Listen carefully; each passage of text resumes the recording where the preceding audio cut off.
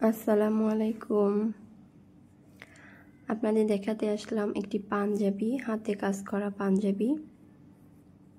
এই পাঞ্জাবিটি হচ্ছে কুমিল্লার ঐতিহ্যবাহী খাদি কাপড়ের উপরে হাতের কাজ করা হয়েছে। এটা কাপড়ের কোয়ালিটি অনেক ভালো। হাতায় কাজ করা হয়েছে পিটানো।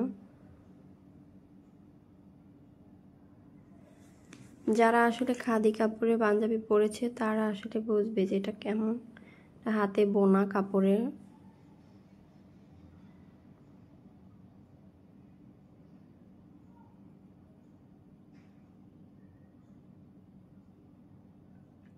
কাপড় খুবই সফট।